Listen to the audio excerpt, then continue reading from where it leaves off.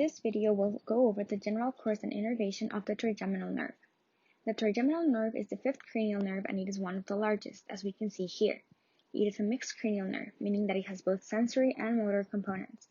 The roots of this nerve stem bilaterally from the lateral pons. It will then travel to the trigeminal ganglia in the middle cranial fossa. This ganglia contains cell bodies of the primary sensory cells of the nerve. Projecting distally, there are three subdivisions. First, we have the ophthalmic nerve, which is also referred to as V1, which is the sensory nerve. It travels lateral to the cavernous sinus and exits through the superior orbital fissure. This nerve has three terminal branches. Inferior to it, we have the maxillary nerve, or V2. This nerve will also travel lateral to the cavernous sinus but will exit through the foramen rotundum. It is also sensory and has 14 terminal branches.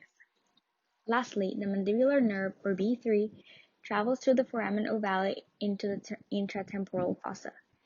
This nerve is both motor and sensory and has 4 terminal branches. Here, we can see the relative sensory distribution of each nerve, having the ophthalmic, mainly responsible for the forehead, scalp, and the ethmoid and frontal sinus, as well as the frontal eyelids. Following that, the maxillary is primarily responsible for sensation of the cheeks, maxillary sinus, upper lip, upper palate, and nasal cavity, and lateral nose. Finally, the sensory portion of the mandibular nerve would be responsible for the external ear, lower lip, and the sensation of the anterior 2/3 of the tongue.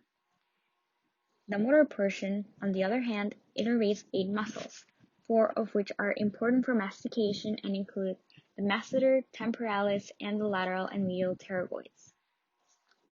An important clinical aspect to consider is trigeminal neuralgia.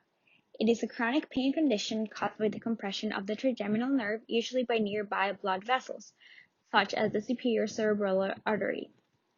This compression causes damage to the myelin sheath of the axon, causing pain to the patient. Symptoms include burning, shock-like pain, and sometimes difficulty chewing. The pain can be triggered by daily activities such as brushing your teeth, talking, or even by the wind. This can make it very debilitating and disabling. It is often hard to diagnose due to the vast innervation of the face and the overlapping conditions with similar symptoms. Treatments can include anticonvulsants, pain medications, or surgery.